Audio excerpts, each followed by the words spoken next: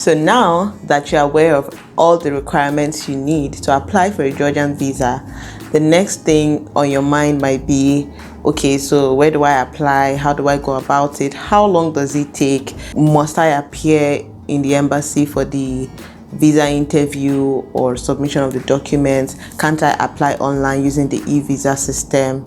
I'll be answering all of those questions in this video, but if you haven't watched the video about the visa requirements, you can just go back after this. All right, so let's get right into it.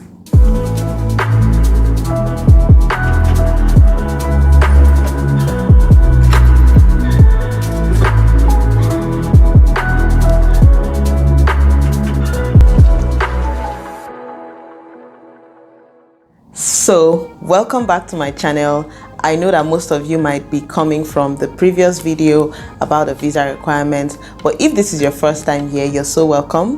My name is kcdanna and I'm a medical student. I live and study here in Tbilisi, Georgia, and it's good to have you here. If you haven't subscribed, please do click the subscribe button. We're trying to get to 1,000 subscribers and I'll be glad if you did that. So for applying for this visa, there are two ways you can do it.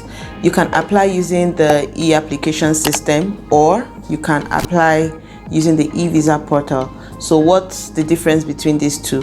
For the e-application system, you would fill in the application online, fill in the application form online. You would print it out, and then together with the rest of your supporting documents in hard copy, you submit them and take them to the embassy on the dates that you have selected while you were filling the application form and booking a date for your interview. So everything together, you take it in hard copy to the embassy. All right, so if you're making use of a representative, maybe in form of an agent or someone that you've given a power of attorney to stand in for you, probably because maybe for whatever reason, then that person would be the one to take those documents in hard copy to the embassy that you have applied to. Right, so I'm going to make a list of the Georgian embassy in the different countries where they are available. I might put a link in the description box. I might just include it in the freebie that I have for you, right? But let me talk about the Africans. So my African brothers and sisters, we have only 3 African countries where you can find the embassy of Georgia. One is in South Africa, another is in Egypt, and the other one is in Ethiopia. So either of these 3, I think a lot of people go through the embassy of the Georgian embassy in Ethiopia. Some also use Egypt. I think Ethiopia is the most common one. I went through the South African embassy because I knew someone in South Africa, so it was easier for me to navigate my way through. And when I came back, because I didn't stay for the whole 30 days because I was having classes back in Nigeria, so we had to prepare a power of attorney and we gave to him. He was able to help me return my documents and my passport with my visa in it for me. So that was why I went to South Africa. Whichever one is suitable for you, actually you can make use of it, but just know that there are only 3 Georgian embassies in Africa. For some other countries, they might have even more than one. For example, in Ukraine, there are like 2 or 3. In the US, I think, and some countries they may have more than one. So I'm just going to leave that link for you in the description box. So the second one is the e-visa portal. So it's advised for those that are just going for a very short-term visit, say tourist or something. You can just apply for using the e-visa portal because it takes about 5 days to have your reply back, right? And it's under the category of ordinary visa. Okay, so that is another option where you can use e-visa, I think. But for Nigerians, I don't even think e-visa is applicable to us in any way. We were shut out of that system, I think, since 2015. So for other countries, you might be eligible. I was trying to find the list of the countries that would be able to apply for e-visa through the e-visa portal. But if I find it, I'm going to include it in the description box or in the document I'm going to provide for you. So I hope you're getting some value out of this. If you're finding it informative, please hit the like button so that I would know. And also, if you haven't subscribed up to this point, please, what are you waiting for? hit that subscribe button now. All right, so to our next point, now that you have decided where you want to make your application or what route you want to use, whether the e-visa portal or the e-application system, you would have to submit your documents. So if you're using the e-portal, I think you have to upload all your documents online. But if you are going through the e-application system, you have to submit them in hard copy in person.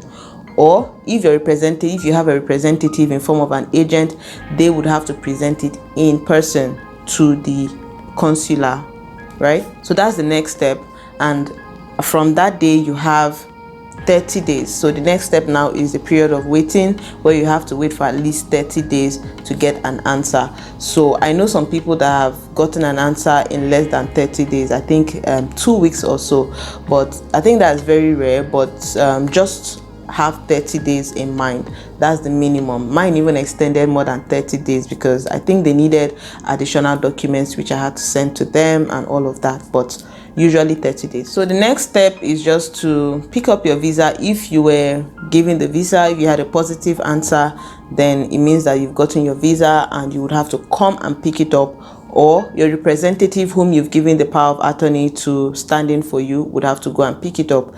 The embassy they don't partake in any process of helping you send your passport or anything. They don't. So it's either you have someone that will do that for you, or you have to do it yourself. So if you're going to be going to a country, if you're going by yourself, maybe you should go to a country where you know someone that you can entrust that level of responsibility to, so that the person can help you do all of that. And if they collect it, then they can send it to you if they want. So that was why I chose South Africa, because I had a family there and he was able to help me pick it up and sent it back to Nigeria for me. So really, if you're choosing an agent or representative, whatever, just be careful. I had an experience where some of my friends who I assisted in getting the admission, they needed a visa, and I tried to help them. I tried to give them the information about how they can go about the visa application without an agent, but I think they were really desperate and wanted to come, and they agreed to use the agent that the school provided for them. And that agent really messed things up. He was with their original, imagine being with the original documents, all your original documents, your passport, your YX certificate, all of these things, original copies, and this guy was just ghosting them. It was a very horrible experience, and just be careful out there anyways. That's what I'm going to say. Okay, so that is it for those that actually do need a visa.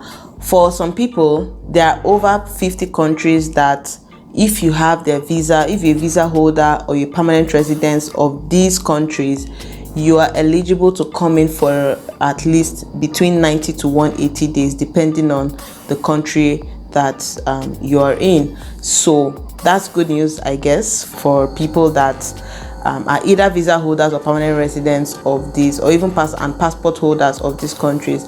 You can come into Georgia for at least 90 to 180 days. I'm going to leave that list. I'm going to leave a link to that list, or provide you with the list in the checklist that I'm going to be giving you. All you have to do is sign in and just download it and have it for yourself, or you can share to anyone, so you don't have to keep coming back to search for such information. So I hope this video was helpful for you. Let me know in the comment section, where are you watching from?